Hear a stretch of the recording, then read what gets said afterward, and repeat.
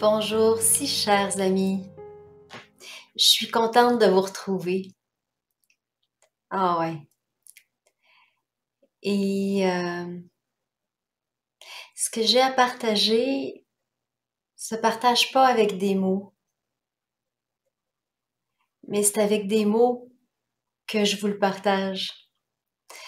Alors, ça va nous demander un petit ajustement.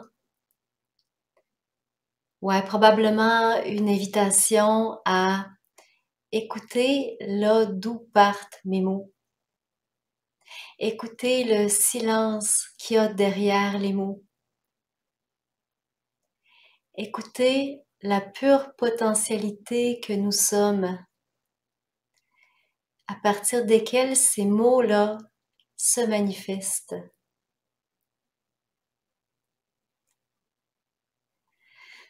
Ce qui a été révélé ici est tellement beau et indicible, ineffable. J'ai l'impression d'avoir plongé dans le trou d'Alice au pays des merveilles et d'avoir découvert une autre réalité que celle que je connaissais, qui est bien plus grande, bien plus inclusive, bien plus inclusive. Ce qui s'est révélé, c'est l'être que nous sommes.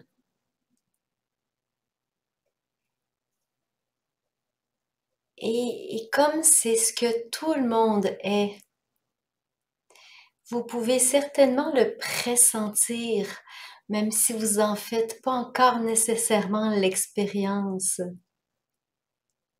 Parce que c'est l'état d'être que tout le monde a connu, petit bébé, avant qu'on nous fasse croire qu'on est des individus séparés. Les petits-enfants, avant 3 ans, vivent tous à partir de cet espace ouvert. Et j'ai un souvenir marquant où ma mère me montre mon reflet dans le miroir en me disant « Mireille, regarde, ça, c'est toi. » Et à partir du moment où je m'identifie à ce reflet dont le bras bouge en même temps que le mien, mon espace se rétrécit et j'ai un souvenir du moment où ça s'est rétréci. Ah ouais. Tout ça pour dire que écoutez l'odeur de mes mots, parce que c'est du connu. Vous avez tous et chacun vécu à partir de cette vastitude. Cette vastitude où la vie se vit naturellement à travers vous. Et vous la laissez faire. Et elle fait ce qu'elle a à faire. Et la vie prend soin de vous. Ouais, la vie prend soin de vous parce que nous sommes à la vie ce que les cellules sont au corps humain. Et vous savez, des cellules dans le corps humain, quand il y a une cellule qui va pas bien, si la cellule se laisse faire, qu'est-ce que le corps fait? Le corps va l'embrasser, va faire tout ce qu'il y a à faire pour qu'elle aille mieux. Ben, c'est la même chose. À l'état naturel, quand on est dépouillé de nos conditionnements, de nos il faut, de ce que le petit personnage qui se croit séparé croit bon pour nous, quand on se dépouille de tout ça, on se laisse faire. Et là, on est comme la cellule qui se laisse chérir par le corps humain. Sinon, on devient en bataille. Et quand on est en bataille, on est comme une cellule qui se laisse plus réparer. On est révolté. On est révolté sans trop le savoir. Parce que c'est ce qu'on a appris. On a appris qu'il y a des choses qui sont bonnes et des choses qui sont pas bonnes. Parce qu'on a confondu l'agréable au souhaitable, puis le désagréable à ce qui est pas souhaitable. Alors que la vie, elle, est beaucoup plus simple que ça. Dans la vie, les choses arrivent dans le naturel de la vie. Les choses arrivent et puis des fois, pour certains, ça va être agréable, mais la même chose va être désagréable pour d'autres. Prenez par exemple facile la pluie qui nourrit l'herbe et qui est désagréable pour les vacanciers. Eh ben c'est ça, si on se dépouille des conditionnements qui nous font croire qu'on sait qu'est-ce qui est bon puis qu'est-ce qui est pas bon, on retrouve tranquillement notre état naturel. Et puis cet état d'être-là se découvre aussi quand on se dépouille de tout ce qu'on n'est pas. Quand on se dépouille de nos identités. Par exemple, vous pourriez vous demander qui suis-je? Hein, c'est la fameuse question qui suis-je en fait qui mène à ça. Cette question-là que ici je me suis posée pendant 20 ans. Et qui suis-je si je ne suis pas? Et vous pouvez tranquillement vous rapprocher de vous-même en éliminant ce que vous n'êtes pas. Mais pas juste avec vos têtes. C'est de le ressentir profondément en chacun de vous. Donc, allez voir si vous êtes votre corps. Allez voir si on vous coupait les deux jambes, si vous seriez la moitié de ce que vous êtes. Et constatez par vous-même votre propre réponse.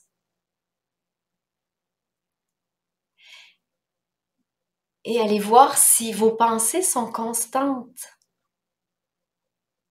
Parce que hein, on est ce qui est constant, on s'entend. Ce qu'on est ne change pas. Allez voir si vos pensées sont constantes, vos émotions sont-elles constantes, vos valeurs, vos rôles, vos statuts sociaux, l'état de votre portefeuille, votre carrière. Ouais. Même quand ce qui nous est le plus cher s'effondre, on peut réaliser qu'on est encore là. Qu'on est encore là, qu'on est encore debout, que la Terre arrête pas de tourner parce qu'on a eu une grande perte. Et souvent, c'est dans ces moments de perte immense, dans ces moments de grand dépouillement qui s'ouvrent des portes. Évidemment, ici, c'est pas en train de vous souhaiter une perte immense. Mais si ça vous arrive, ça peut être un pont. Un pont qui vous mène envers vous-même. Et j'entends souvent des gens me dire oui, mais ça, c'est pas pour moi. L'éveil, la réalisation de ma vraie nature, je le mérite pas. J'ai l'impression d'être indigne de ça. Et d'ici, je vous avoue que c'est un peu difficile parfois de concevoir comment les gens se voient parce que je vous vois tous beaux. Je vois le divin en chacun de vous. La vie que nous sommes n'exclut rien. Vous êtes inclus, vous êtes divin. Il n'y a pas de divin et de pas divin. Il n'y a pas de supérieur et d'inférieur. La vie n'a absolument rien à foutre avec les concepts du mental, supériorité, infériorité.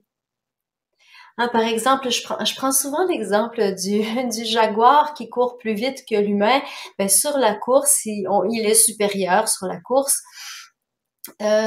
Après, on pourrait dire en termes d'intelligence, l'écureuil, d'intelligence cognitive, l'écureuil est probablement moins intelligent que le chien. Et ça, en termes d'intelligence, il y a une supériorité. Oui, en termes de quelque chose, bien sûr que dans le relatif, il y a des choses qui sont plus, il y a des choses qui sont moins, mais ça, c'est dans le relatif. Parce que du point de vue de l'absolu, tout est cela que nous sommes. Absolument tout. Le divin inclut tout ça. Vous êtes inclus. C'est même, paraît-il, dans la Constitution américaine que l'être humain a le droit d'être et digne juste de par sa naissance, de par le fait qu'il soit là. Alors imaginez, même si la Constitution américaine le dit, ben ça doit vraiment, vraiment, vraiment être vrai. Tout ça pour dire que, tout ça pour dire que vous êtes digne, vous êtes beau, vous êtes divin, vous êtes source. Et ce, même si ça ne vous arrive pas encore de le réaliser. Et c'est tout à fait correct que ça soit comme ça. Parce que ça aussi, le fait de ne pas le réaliser présentement, ben, c'est divin. Ça fait partie de votre chemin. Et c'est ce que vous êtes venu expérimenter présentement. Et c'est en ce sens qu'on dit que les choses sont parfaites telles qu'elles le sont. Qui serions-nous pour prétendre savoir qu'est-ce qui est bien, qu'est-ce qui est pas bien? Ce qui est divin peut-il être mal? Et là, que je sens le terrain glissant, hein, parce que des gens qui vont me dire, ah oui, mais la guerre et tout ça, euh,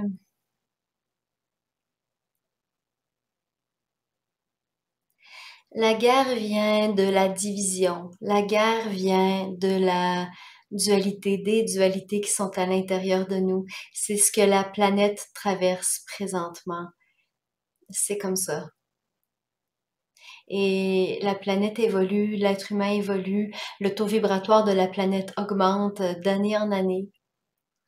Et